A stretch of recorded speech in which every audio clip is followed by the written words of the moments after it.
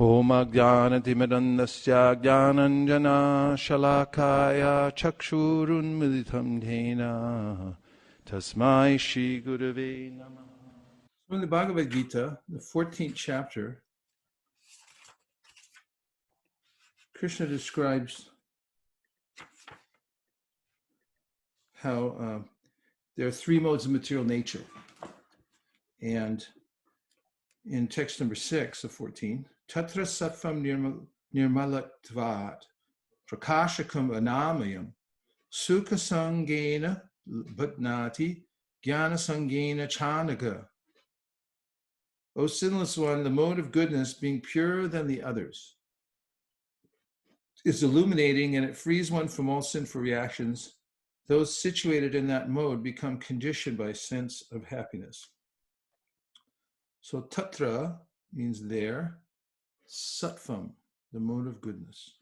So sat means existence, that which actually exists. And this is distinguished by Krishna in the Gita, that nasato vidite bhavo na bhavo vidite sata ubayora pidrishtam tas tvanayos tat fadarshi. Can you just slide down a little bit so we can see the verse also, just to the top? Perfect. Thank you. And he said that which exists is a real, or the sages have seen that which exists actually has substance, and that which is a reflection of the substance, it's considered to be illusory because it's temporal, it's moving past, and it's not compatible with our nature, that which is temporary. Three energies in the Vishnu Purana, the description of these categories are Vishnu Shakti Paraprokta Kshetra Gyakya Tatapara Avidya Karma Sangyanya Tritir Shaktir Ishate. There's the internal energy, the external energy, and the marginal potency.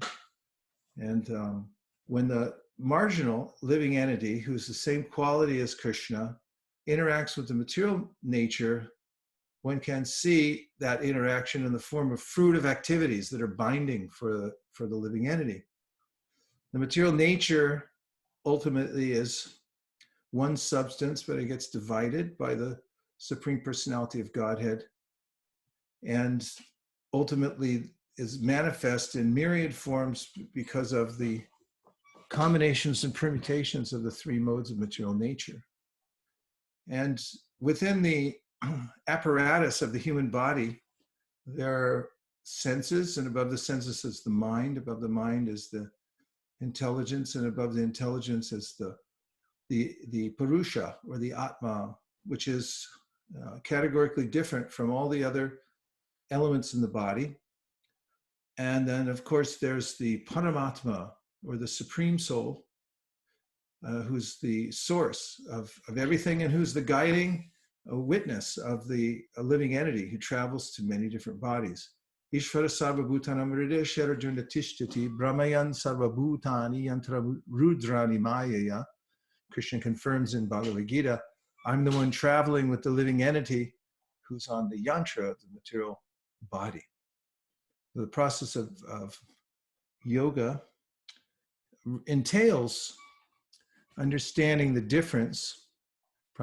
Foundationally, one must understand the difference between oneself and the body, which includes the gross physical manifestation of the body and the subtle manifestation, the psychological body of the living entity, which is divided into the categories of the mind, the intelligence, the ego. And altogether, in some places, these are described as the chitta, or sometimes the chitta is described as the foundational part of these other manifestations. So when a person becomes aware of the three modes of material nature, he or she also becomes aware of the effect that it has on him or her. And also, through the process of yoga, one becomes aware of the fact that one is not the body or the mind or the intelligence. the mind and intelligence are often mistaken to be the self because there is an illumination within them due to the proximity of the Purusha, or the living entity within the body. Just as much as if you take a stained glass window in a church, it looks dark. You can't, if you have no light exposed to it, it just looks like a dense, opaque substance. But as soon as you shine light onto it, then it lights up, and it's full of form and patterns. And so in a similar way, the buddhi, the manas of the living entity, which is part of the body, becomes illuminated by the soul proper, the Purusha, the conscious living entity within the body. And then when the living entity within the body witnesses the mind, that living entity may think, I am the mind, and become fully absorbed in the mind. So Krishna here is giving us a clearer understanding of how to view the world. In Kapila Dev's teachings, you'll find in the third canto that the buddhi, the intelligence, and the mind, especially the buddhi, it has a high degree of sattva naturally. And so does the mind. And therefore, it's easy when one sees the mind, when it's illuminated by ourselves, to mistake it to be ourselves, because we're able to relate more clearly with the luminosity of the manas and the buddhi. And of course, the mind becomes conditioned and delimited by a particular body, and that body becomes what's called an upadi, or a designation. So a turtle has this designation that I'm a turtle. And although the Purusha inside is spiritual, and in the sense that it's an eternal being, has an eternal nature, it's Sat also. It's also Chit, and it has Ananda, because these are all qualities of the original cause, Krishna.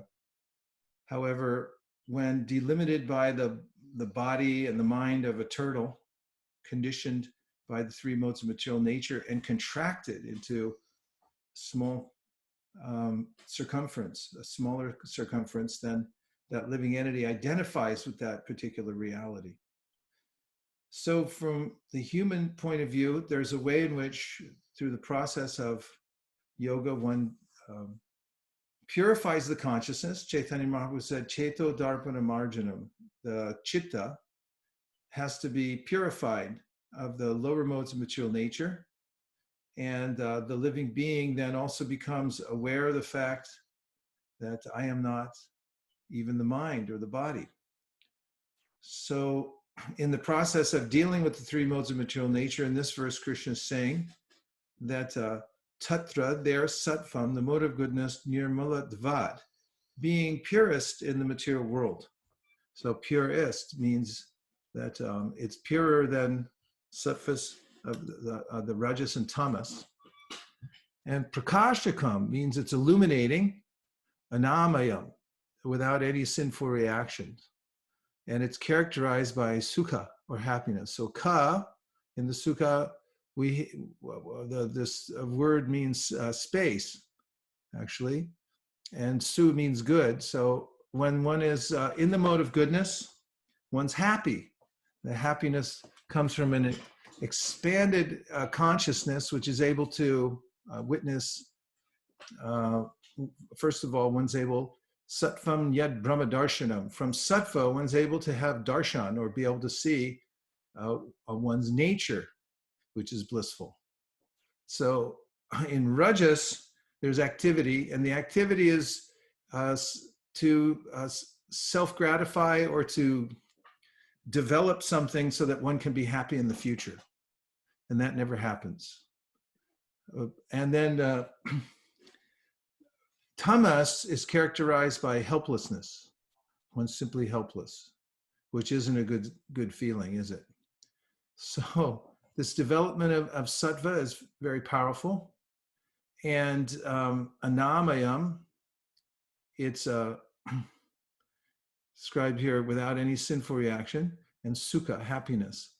Sangena bhatnati. So it's illuminating and it frees one from all sinful reactions. Those situated in that mode, sukha sangena bhatnati, become conditioned by a sense of happiness and knowledge. So Prabhupada explains here in his purport, which we'll read in a second, that although sattva is illuminating, there's a way in which one can become conditioned by that. And there's a sense of happiness that comes from the mode of goodness. One's freed from the sense of angst from the mode of passion, through which one always feels like you're trying to catch up. You're always in debt, trying to pay off the debt, but you never can. In the mode of sattva, there's a sense that ultimately I exist, and that's good enough. A sense of happiness from existence. So jnana sangena chanaga, jnana with knowledge, sangena by association, cha anaga. So the translation again, O sinless one, the mode of goodness, being purer than the others, is illuminating and it frees one from all sinful reactions. Those situated in that mode become conditioned by a sense of happiness and knowledge. Prabhupada's purport. The living entities conditioned by material nature are of various types. One is happy, another is very active, and another is helpless. So these are three important words to describe the three modalities. Happy means sattva, active means rajas, and helpless means the mode of ignorance. All these types of psychological manifestations are causes of the entity's conditioned status in nature. How they are differently conditioned is explained in this section of Bhagavad Gita. The mode of goodness is first considered. The effect of developing the mode of goodness in the material world is that one becomes wiser than those otherwise conditioned. A man in the mode of goodness is not so much affected by material miseries, and he has a sense of advancement in material knowledge. The representative type is the Brahmana, who is supposed to be situated in the mode of goodness. This sense of happiness is due to understanding that, in the mode of goodness, one is more or less free from sinful reactions. Actually, in the Vedic literature, it is said that the mode of goodness means greater knowledge and a greater sense of happiness. The difficulty here is that when a living entity is situated in the mode of goodness, he becomes conditioned to feel that he is advanced in knowledge and is better than others. In this way, he becomes conditioned. The best examples are the scientist and the philosopher. Each is very proud of his knowledge, and because they generally improve their living conditions, they feel a sort of material happiness. This sense of advanced happiness in conditioned life makes them bound by the mode of goodness of material nature. As such, they are attracted toward working in the mode of goodness, and as long as they have an attraction for working in that way, they have to take some type of body in the modes of nature.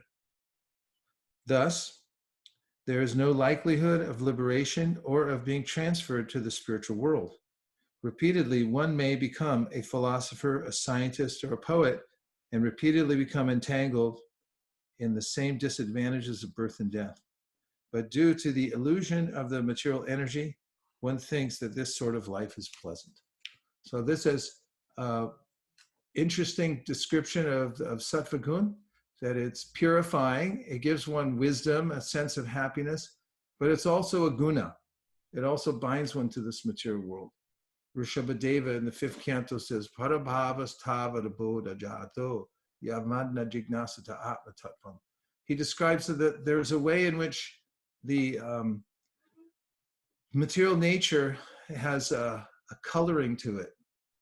Just like if you have a load of white laundry and you throw in one pink article, like let's say you have a gumsha.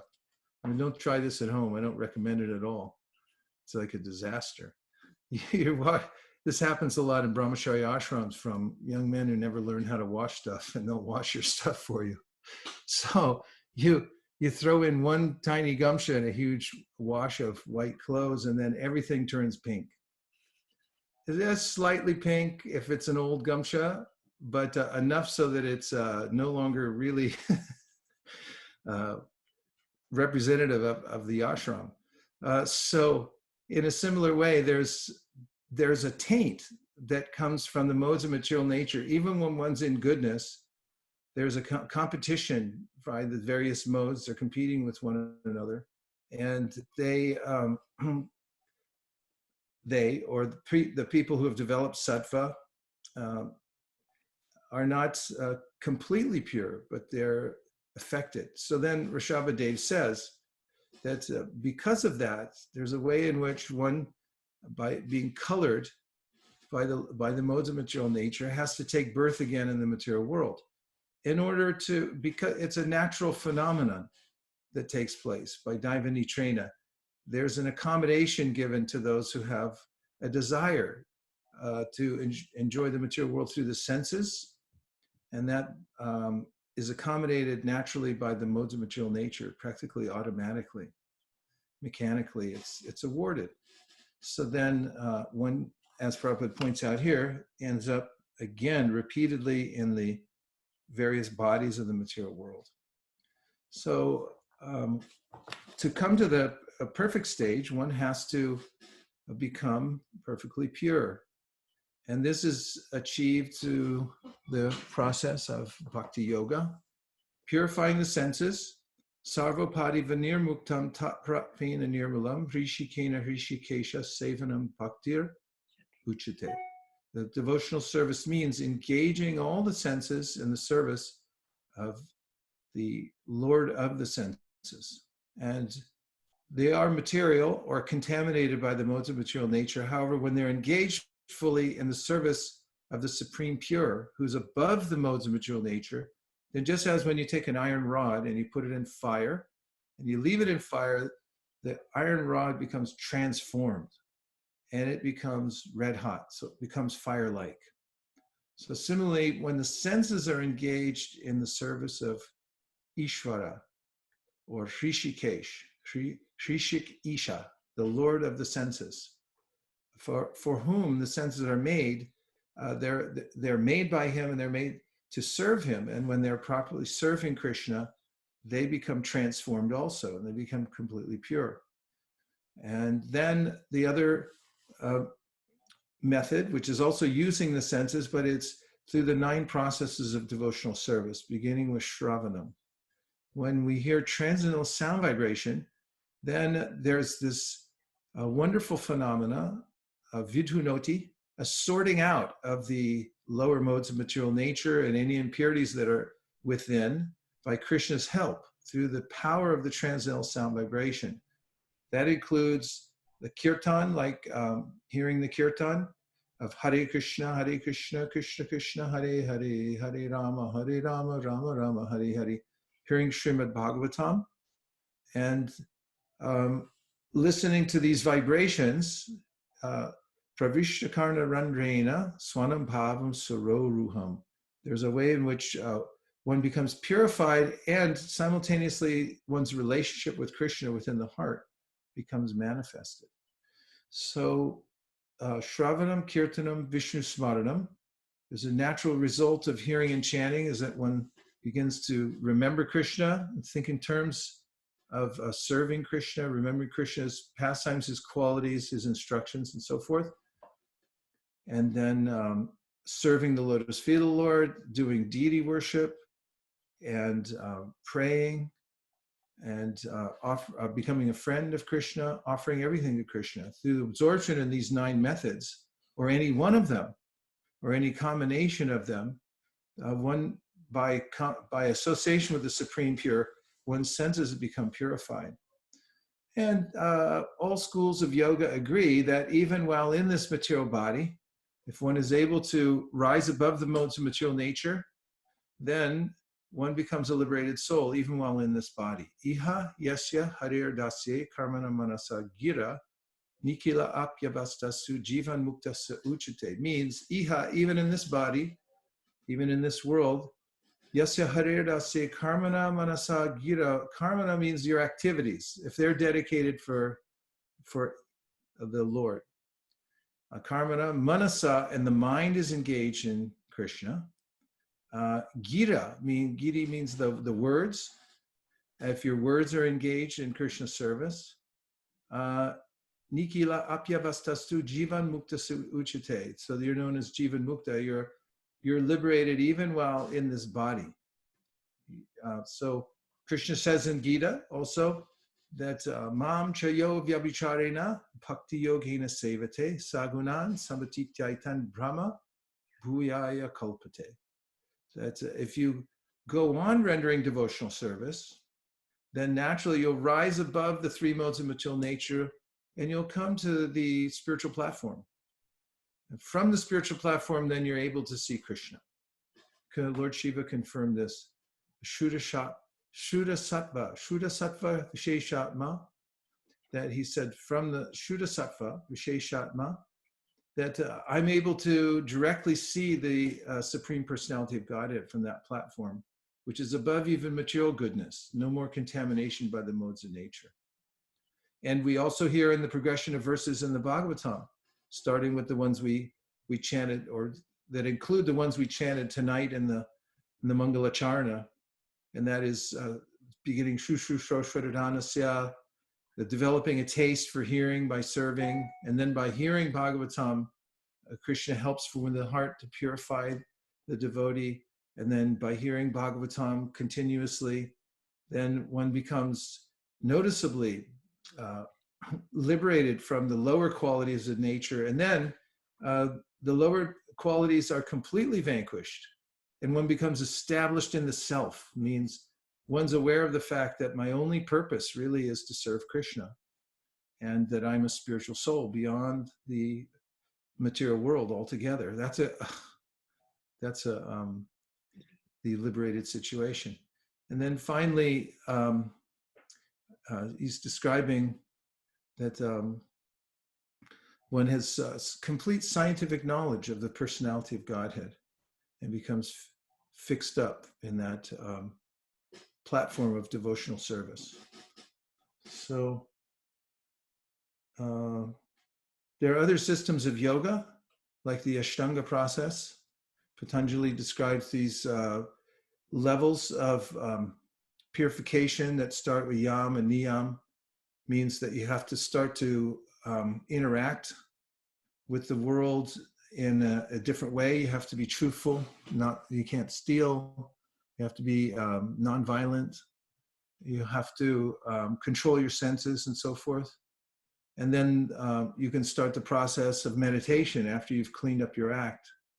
And then there's different levels of meditation where one becomes aware of the fact that one's not the body, and then one becomes fully aware, simply situated in one's own pure consciousness, not even aware that one's noticing that there's a difference between one and the other.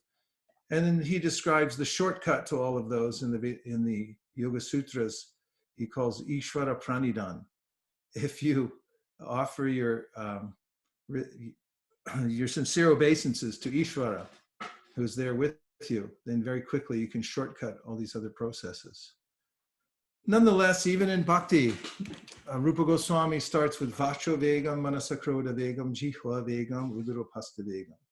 Itan Vegam Yo Vishaheta Dhira, Sarvam Apimam Pritivimna Shisha. You have to control the senses. And then he gives 6 items that are unfavorable, 6 items that are favorable, and so forth. And then there's the delightful engagement in an association of devotees that becomes a source of developing one's love for Krishna through loving the devotees.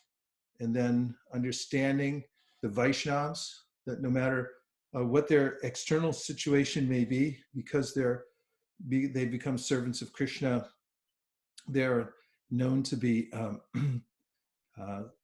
great souls, and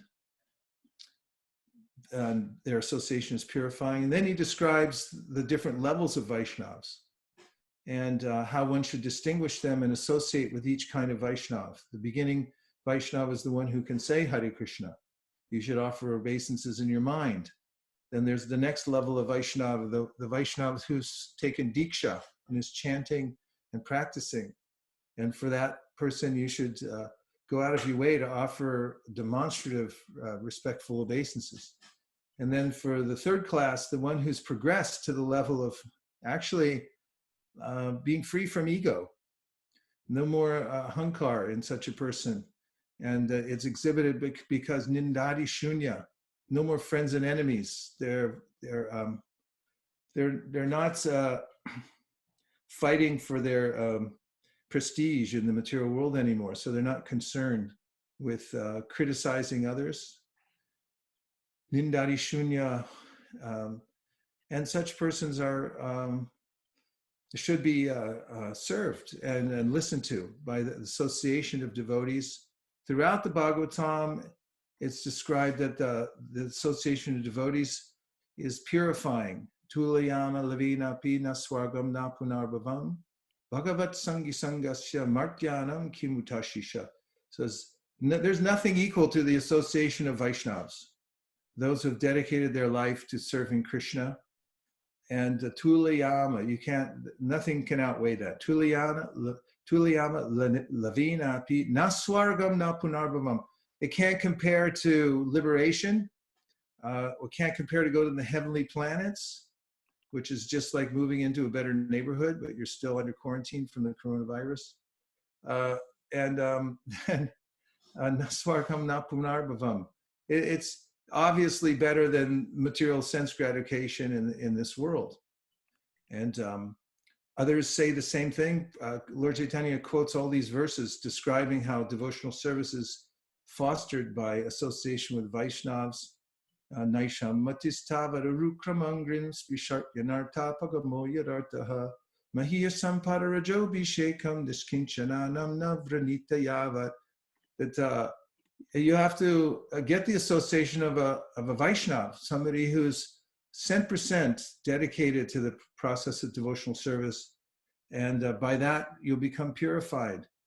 Ruhu ganai tapasana yati chandaya chejaya. No. Ruhu ganai tapasana yati nachandasa. Okay, sorry, that one's not coming out today.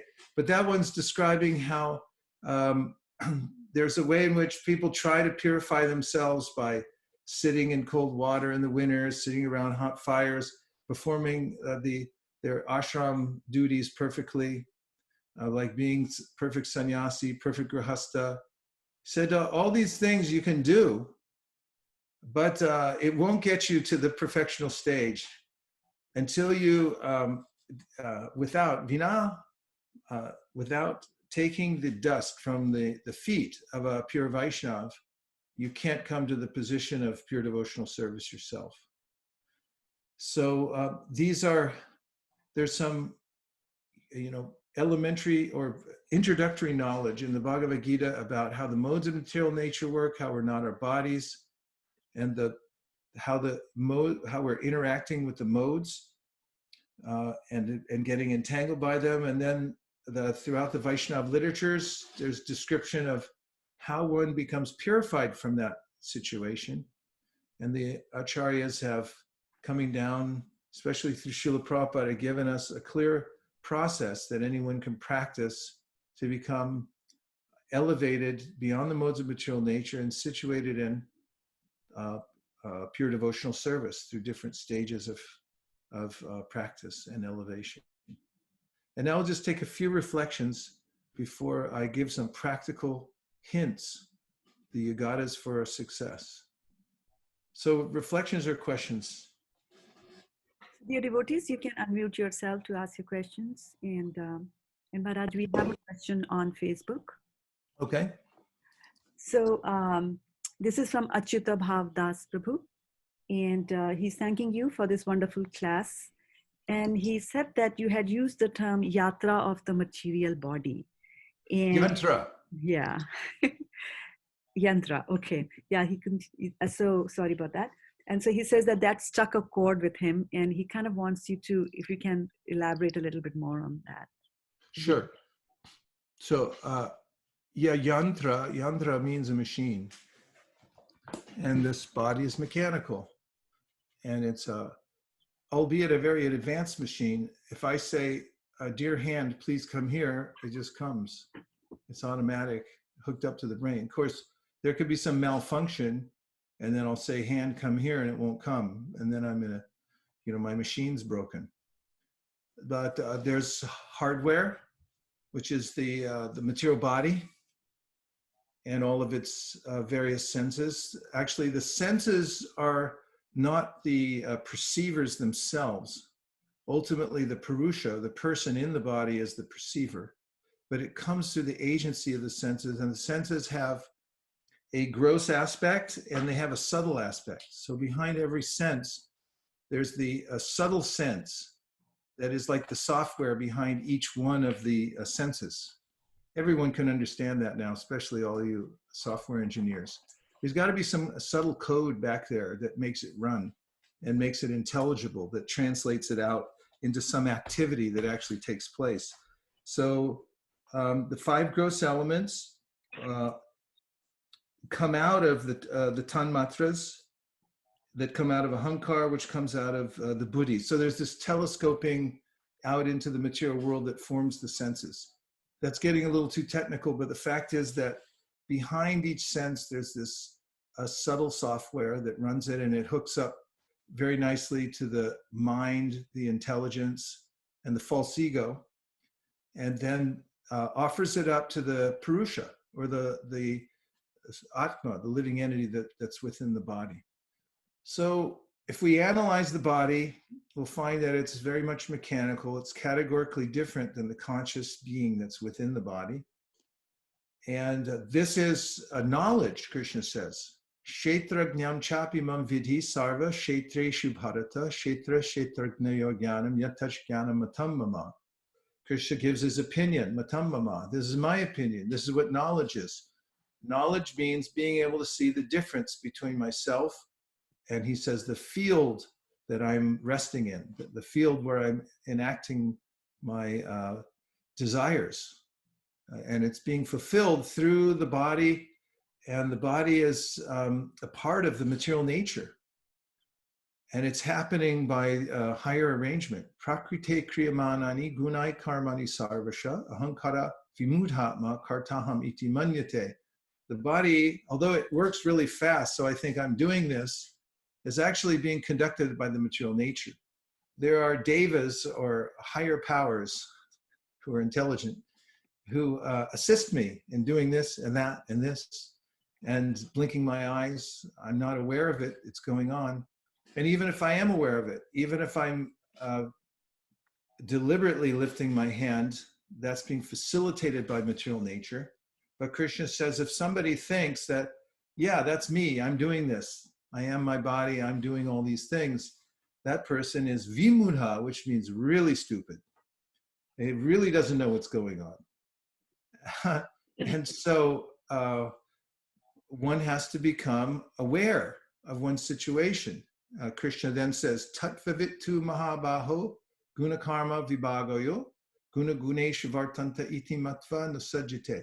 One who comes aware of the fact that he or she is interacting with the 3 modes of material nature and sees how this labyrinth is going on. It's a matrix that's made up of these 3 modes of material nature, how it's functioning, how I'm separate from it, is intelligent. That's a learned person. So yes, this is a machine, and we're riding on the machine. An example Burjan Prabhu gives is like a little child. He wants to pick up a heavy barbell, and then he grabs onto it, but his father is standing behind him, and he actually grabs the barbell and lifts it for the child, and the child thinks, I just lifted 100 pounds.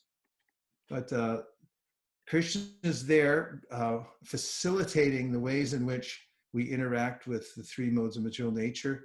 And his agencies are all there too, but he's the ultimate cause and facilitator. I hope that's what you were looking for. What else, Shraddha? So there are a couple of questions also on the chat. Would you like to read, or Okay, Divyangi, you let's would see. like to unmute yourself? Where are you? Let's see. We have from Got to Bali cut. Mardan. Yeah. Hare Says Krishna, glad Prabhuji Dhanavad Pranam. there he is in person. We have him live. Prostrate obeisances to you. My I'm Vaisesika very to you, fortunate. Bali Prabhu.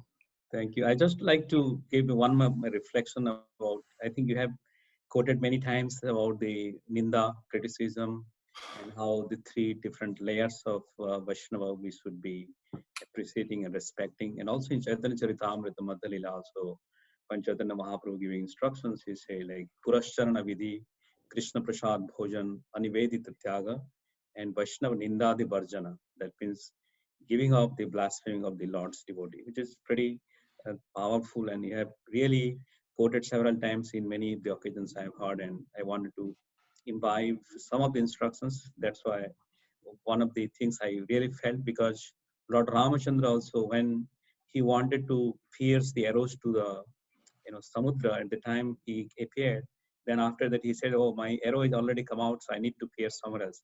Then he throw into the nearby mountain where the pieces of rocks were. So similarly for us, whenever we have our angers and all, even if we do not reply on somebody else, it diverts into someone else. So we need to at least check those bad things should not come at last. The desires should not come from our mind and our front down. Thank you, Bali Mardan Prabhu, for the context. And are you in outer space? Because virus is everywhere, so only space is up. Don't leave us yet. It looks like you're going through the Shishumar on the way back to Godhead. So if you would give us your association for a few more years, we would definitely appreciate it. I'm still around. Okay, let's see what else we got here. Tadiya Seva gave us the verse 118:13. It's actually Srivas Pandit Prabhu was pointing out to me today. This verse is quoted, is given 3 times in the Bhagavatam. The third time, it's slightly different in the first line, but Tulayama Levinapi na Swargam na Punarbhavam. I already talked about. Divyang, you said I can't unmute. And now she can. Yes. Kautakarnika said, Hare Krishna, Dandavat Pranams, Lord Kapila speaks about devotional service in 3 modes. So how can devotional service free one from the modes? It looks like one can be under the modes and still performing devotional service. Asked by Akshay. So there are levels of purification. And as one's performing devotional service, the purification takes place. But those who are in the beginning stages of devotional service have not developed the highest conceptions of life and through their purified awareness of Krishna. For instance, 3 levels. There are various ways in which the levels of devotees are described throughout the Shastra. So one of them is in the 11th canto.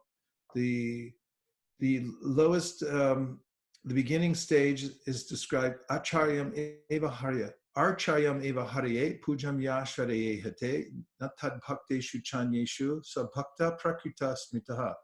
So this is a contradictions in terms, as you're pointing out. How can devotional service, it's all pure, but now we hear the first level of devotee is called prakrita bhakta. So that means a materialistic devotee. So how can that be? It means that the tendencies of attachment to the material world are still there, even though he or she is performing devotional service. And they're described here as acharya meva haraye. The devotee, this person has a limited conception. That's only, Krishna is only in the temple.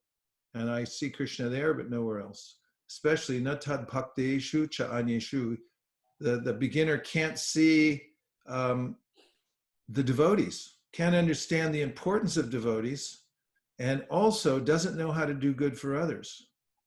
But then when one becomes more elevated, then Ishvare Tadadineshu Balisheshu Dusatsucha Prema Maitri Kripopeksha Yakaroti Samadhivaha.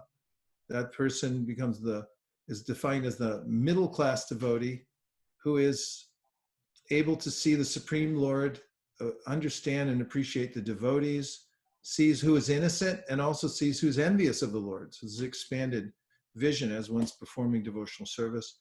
And then that person knows how to do good for the innocent, knows how to worship Krishna properly, especially important, knows how to worship devotees, because even Krishna says worshiping the devotees is more important than worshiping me, and knows also how to avoid the envious. And then Sarva Bhuteshu na Pashyad Bhagavat Bhavamatmanaha Bhuteshu Bhagavadyatmani Esha Bhagavatotama. The highest class devotee is situated in pure vision.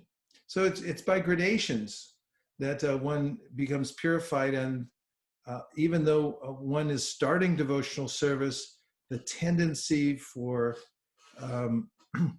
particular sinful activities may still be there within the heart, or that vision that some people are my friends, some people are my enemies, my devotional service is better than other people's devotional service, and things like that are still there until the purification takes place. And then we have from Vijay Prabhu to everyone. Thank you for the lecture. I was wondering how it is that the modes of nature are competing with each other. Sometimes the mode of goodness is prominent, sometimes the mode of passion is prominent, sometimes the mode of ignorance is prominent. This makes it sound like the modes are persons. Persons compete with each other, but the modes are just nature. They are not persons. Yeah, so that the verb to compete is given as a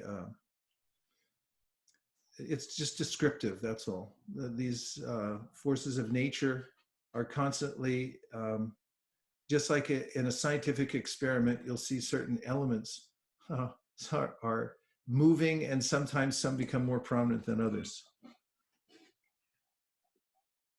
Okay, are there any other comments you want to make? Yes, Mara, there are quite a few reflections and, Okay. and a couple of questions. Let's have 3, and then I got a few more points to make. Okay, so then I'll take the questions first. This is Mayapur Bihari Prabhu, and he's talking about the Bina Mahat Pad Rajobhishekam verse that you had quoted. So he wants to know, what exactly does it mean to say that you take the dust off somebody's feet? Is it that you are following them? Is it that you're serving them, like that? It especially means that you render submissive service. Because this is something, as you know well, that Krishna recommends in the Bhagavad Gita.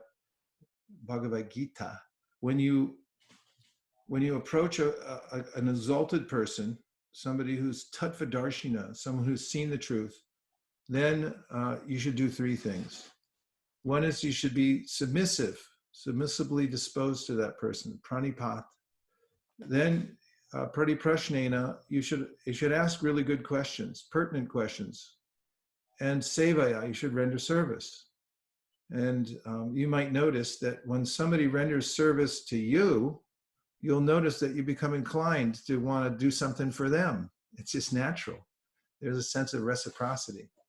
And so when somebody serves a great soul, then that great soul tends to open his or her heart to the person who's serving and offer all kinds of gifts. So this is really what it means to bathe in the foot dust of the pure devotee.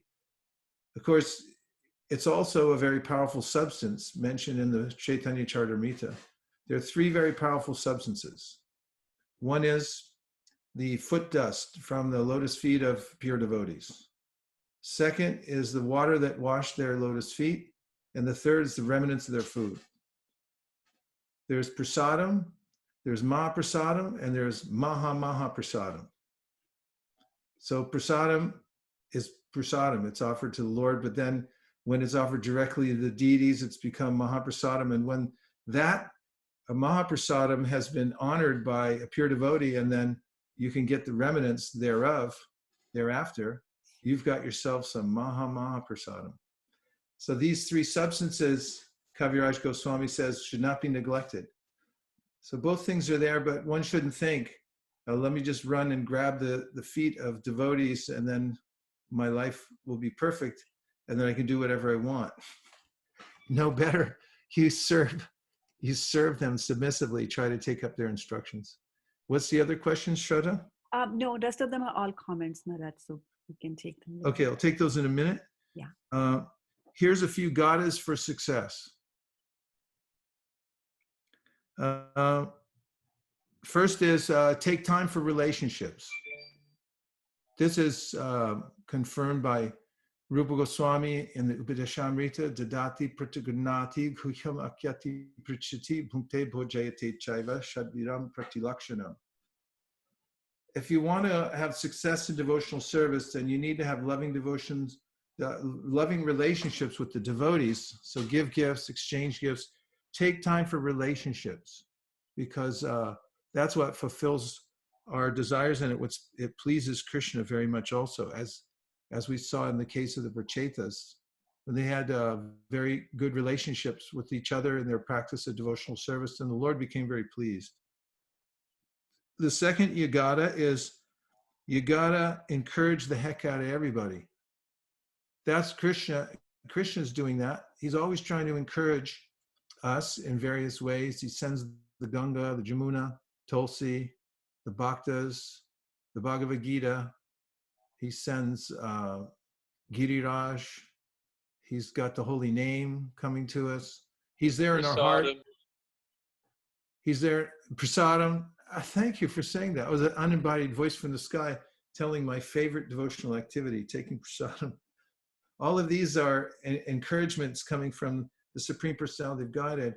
And if you want to be in lockstep with the Lord, then encourage everybody else in devotional service. And how much should you encourage them? Encourage the heck out of them. So if you make that your main occupation in life, is encouraging others in devotional service, you'll always be happy, guaranteed.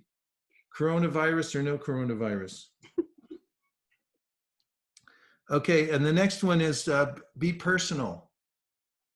And I learned this when I was doing business many years ago. There was an admonition given by one of my mentors who said, if you don't have time to make it personal, you don't have time to do business. And so in devotional service, people, devotees, they thrive on our personal interactions with them. That's what lifts them up. In fact, everyone can trace out their beginnings in devotional service to some personal touch they found. They might have read a book first or whatever, but then they came to the temple and someone was nice to them. They showed them appreciation, respect. And that's what really touches the soul and moves people, is making it personal. Then, so the first yagata was you gotta care. The second yagata is you gotta empower people. So the best leaders are those who make other leaders. Leaders that empower leaders, those are the best leaders. And one of the ways to do that is always be looking for leaders. Look for people who have ability and attitude, and then empower them as much as possible. Also, there's down to up in empowerment. Like a disciple can empower the guru by paying attention. Like if you sit in a class and you start nodding out when your teacher is speaking, you're not empowering that person to speak.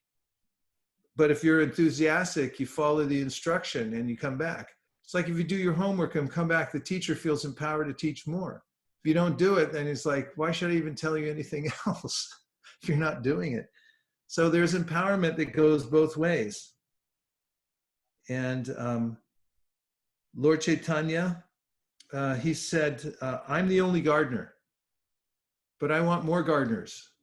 So he wanted us to go out and, first of all, he wanted us to become good gardeners. And I was just getting in place to plant all my seeds that I got from Janamuni and putting together all the plowlets today and all the, you have to have seed starter. It's a real science getting started. I usually start from, not from seeds, but from small plants. And this time I'm starting from seeds because the nurseries are all closed. And some of the, anyway, it's a long story, but getting into gardening mode, you got to take a little instruction, learn how to garden and so forth, and make other gardeners. Don't be a ball hog on the basketball court.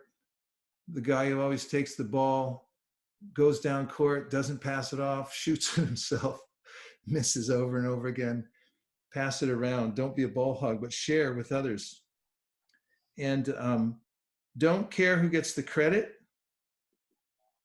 Let other people take the credit, and have faith that Krishna will apportion the credit when the time is due. And as I said the other day, Ranath Swami once told me, if you take credit where you didn't deserve it, then later on you're going to get criticized for something you actually didn't do. The next yugata, what are the first two yugatas? Take time for relationships. First yugata is you gotta care. You gotta care. Make time for relationships within that one. And the second one is you gotta empower people. Empower people. The third you gotta gotta purify the vibration. So this is here's an algebraic formula. The quality of your life is equal to the quality of sound that you have in your environment. The quality of your life will be dependent on the quality of the sound that you let into your environment.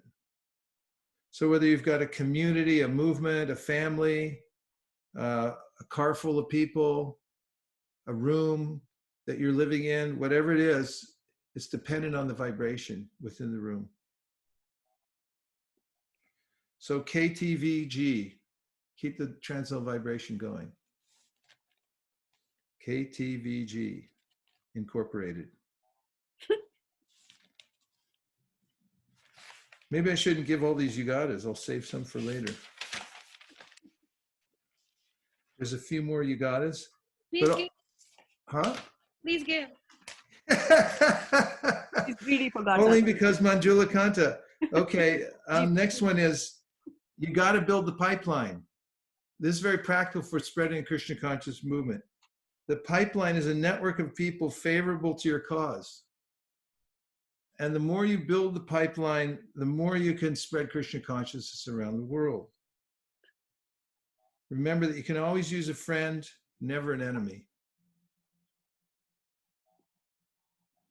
One enemy can wipe out the effects of a lot of work.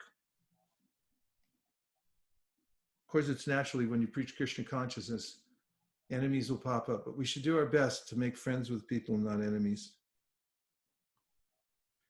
Our message and products flow through the pipeline. So always, ALWAYS,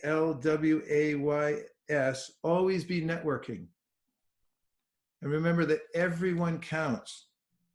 Every person that you meet, this is one of the rules of networking. Everybody knows that every person you meet, you should see as the next important link to realizing your expansion of the Krishna consciousness movement. You don't know who it is. I was in Vrindavan, I forgot, 2001, and I guess I was, or maybe it was 2000, I can't remember. Then there was a devotee. He was just out of college and he was sleeping on my friend's floor in the MBT, wasn't sure what to do with his life. And my friend, Kashi Ram, took the time to nurture him, feed him, talk to him about the importance of book distribution. It just turned out that he came from an aristocratic family and he had a lot of capability, although at the time he looked kind of like a potential loser, like no direction in life or anything like that. And he went back into Delhi and became one of the biggest book distributors in the history of our movement, because this one devotee, Kashi Ram, took the time to empower him and talk to him. So remember, any person, even if they look insignificant, even if they're homeless, it doesn't matter. Their uncle could be the next big thing. So we should see everybody as the next important link. What to speak of the fact that they're all parts and parcels of Krishna. I'm speaking from a practical point of view first, but then ultimately, yastu sarvani bhutani atmani vanupashyati. We should scientifically see how everybody's important because they're part of Krishna. And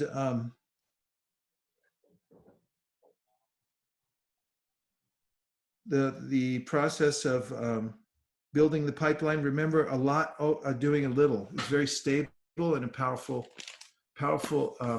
model that you can build. Okay. Did I run out of time without knowing it? I'm going till 6:30, aren't I? Yes, ma'am. Okay. There's more Yugatas, but let's have a couple of reflections on the Yugatas now, or any of the earlier reflections. So we had some reflections from earlier on, and actually the reflections were shared. Okay.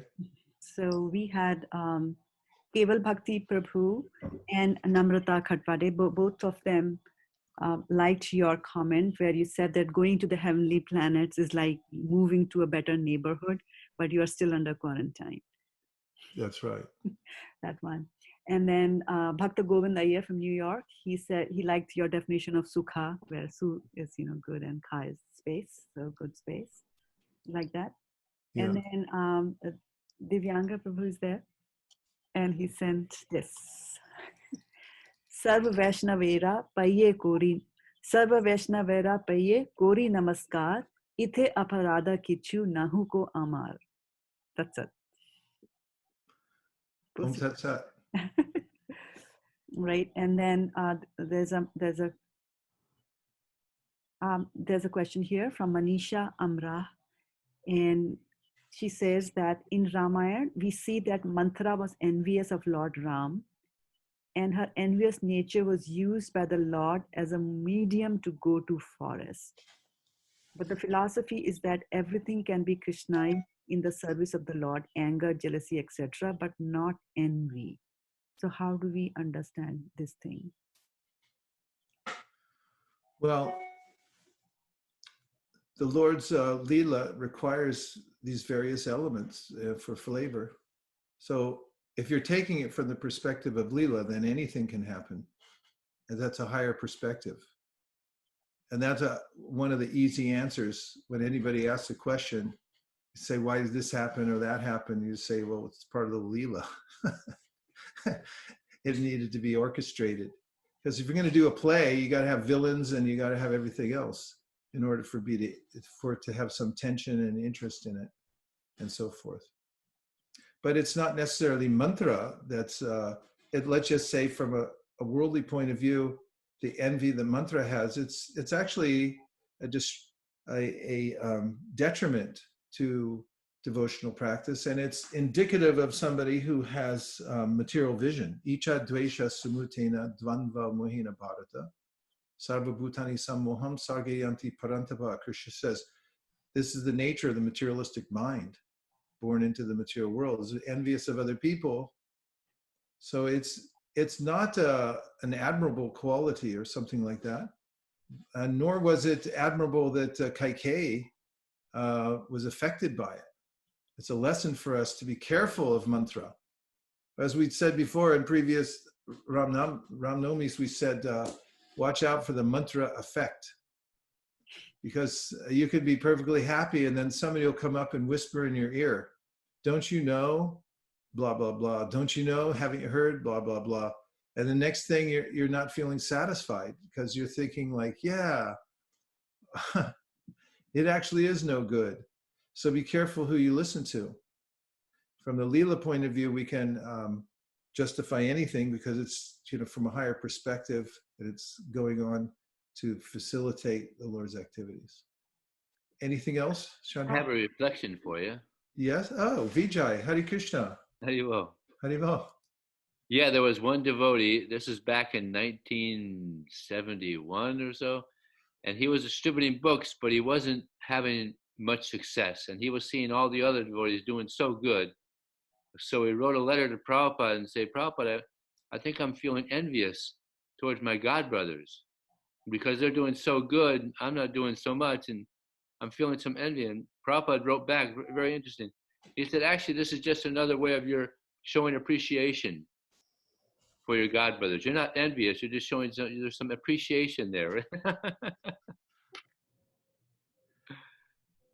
Yeah. Prabhupada said, a lot of these qualities, if you take out the inebriation or the contamination of it, they're there in the spiritual world also, that there's some competition. But then once you see somebody succeed, you're happy for them that they pleased Krishna. But in the material world, the sense is, let me drag them down so that so that I look better. That's envy. That's envy, and that's not there in the spiritual world. Thank you very much, Vijay Prabhu. That was helpful. There are a couple of questions on the and reflections on the chat. Okay. There's one from Gopal Champu Prabhu, and he's asking that what's the example of being too attached to the mode of goodness? And he's giving the example that, if you're doing deity worship, then you're supposed to maintain yourself very clean. So what are some of the other aspects of mode of goodness that one can get too much attached to? Oh, they can become too much attached to. Yeah. Well, what Krishna's talking about here is becoming attached to one's own ability to see God. Because I mean, and there's different contexts for this. It's described in the Yoga Sutras that anyway, I won't go into that now. I'll just say that from the context of Narada Muni, when he was a little child and he left home when he was 5 years old because his mother died. Can you hear me, Gopal? Yes, Gopal Guru Maharaj. Okay. Hare So, Krishna. as you know, when Narada Muni was a little child, his mother died. He was already a single family home, a single parent home. So he just took off. And he already had some impetus for spiritual life because he had learned from these sages that stayed at his house during the Chaturmas, just like we're in now, the Chaturmasya period. And so he was enlivened, he had some sadhana going on, and he's a blessed soul because he had met these pure devotees. And so he went to a forest and he was practicing his kind of meditation that he had learned from them. And then Krishna revealed himself, and he became he had this experience of ananda. This is described in the Gita in the 6th chapter in the context of meditation. One experiences there's no greater gain. One's completely liberated from the bodily situation. And in his case, each one of his limbs, the subtle senses, were running after Krishna to taste his sweetness in all the different ways. And he was tasting it. Something just beyond description, material description, full absorption. And then he suddenly came back into his corporeal existence and realized, I just got pulled back in. So he mechanically tried to get it back again. And that's when Krishna spoke to him. And what did he say? He said, you're a ku-yogi. Means you're bad yogi. He said, because you're attached to the mode of goodness.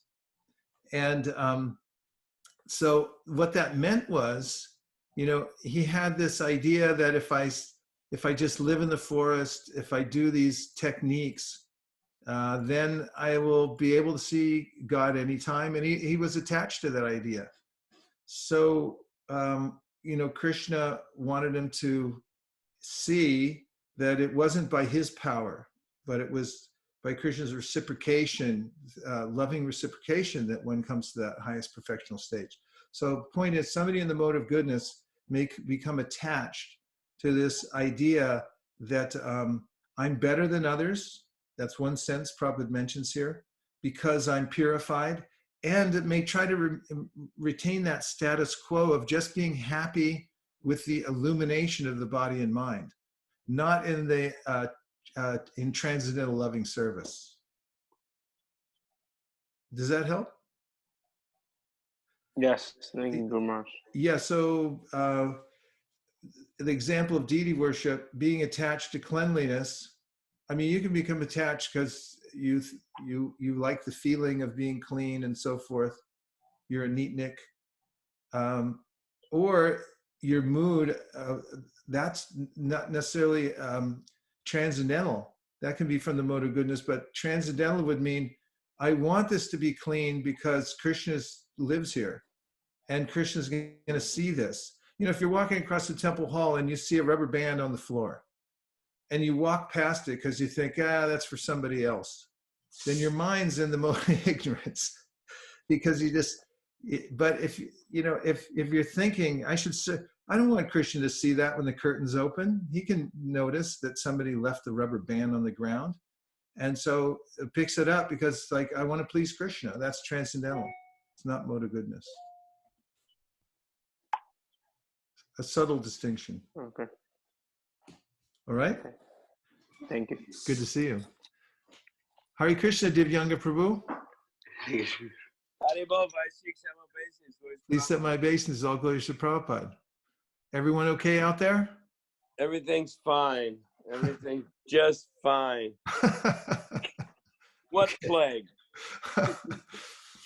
I want to add this. You gave me this a long time ago. This is from verse 31 of Bhagavad Gita, Karma Yoga, verse 31. And Prabhupada says here in the purport, an ordinary man with firm faith in the eternal injunctions of the Lord, even though unable to execute such orders, becomes liberated from the bondage of the law of karma.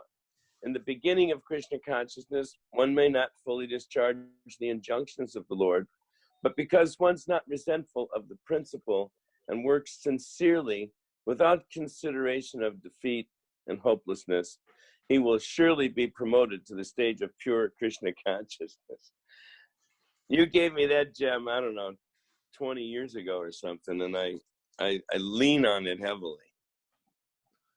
Yeah, that's such a nice point, Divyanga Prabhu. Thank you for bringing it up. Thank you, Vaisi. The sincerity of one's purpose in devotional service, Krishna brings up even in the Apichet Suduracharo, right? Because even if somebody is trending towards worldliness, if that person has this determination that I'm going to serve Krishna and goes on with that, person has to be called a sadhu, because Krishna says, Shri Prambhavati Dharma Shashvash Chantim Nigachati. He'll be successful because it's coming from Krishna's empowerment from within the heart. And Krishna is Bhava Grahi Janardhan, right? Yeah. So that's another one, that I like to take shelter of. Yeah. Thank you so much for these. No, thank you, Div. It's good to see you. Haribo, good to be seen. Up late, sleepless in Alachua. Yeah. Well, I don't have to go and say. Yeah. But tomorrow's a big day. It's Balaram Rasayatra, and it's the day I got initiated. So it's a huge day for me tomorrow, Vaisi. Oh, congratulations, Divyanga Prabhu. Hare Krishna. I'll have to make a feast to make some Varuni beverage, and get it going on. Was that in Cleveland, Ohio? Yeah, it was actually, I got initiated in New Vrindavan. New Vrindavan, but you're a resident of Cleveland, Ohio. I was a resident of the Cleveland Temple, yeah. Was Bhakti Gopal Prabhu the temple president? Yes, and then Vaisesika Prabhu came and enlivened us on book distribution. Like, what are you doing in Cleveland? You're not doing that many books at the airport. Tripurari Maharaj sent you there. And then after you were there for a few days, you called Tripurari Maharaj and said, no, actually, 20 books a day in this airport, that is big. I have a great. Then we went to Chicago. So I have a great story that all the devotees are gonna love. Yeah, go ahead, Vijay Prabhu. This is about Divyanga Prabhu. The Oh, way yeah, he joined, I know it's a good story. Go ahead. the way he joined, he was going to a concert, and the devotees were going to go to this concert and distribute books. And he saw the devotees in the van there, and he said, "Wait, you guys going to the concert?" Yeah, we're going. Can I join you? Yeah, all right. So he went in the van, and they started preaching to him. He bought some books, and they said, "Well, we're going to distribute some of these books here. You want to help us out?" And he liked the devotees. He said, "Yeah, all right." So he distributed books the whole day. And his friends came over and said, "Hey, what are you doing? We're going to go to the concert." "Nah, that's all right. I like this, So he kept distributing books the whole day. And then the end of the day, they said, "We're going to go to another concert later tonight. You want to come?" And he said, "All right." No. That's how he joined. Thank you, Vijay. Hare Krishna. One of the most amazing stories of how someone joined our movie. Natchari Armarman, Nachariyar Marman, Nachariyar Marman, hey, Nachariyar Marman, Nachariyar Marman, Nachariyar Marman, Nachariyar Marman.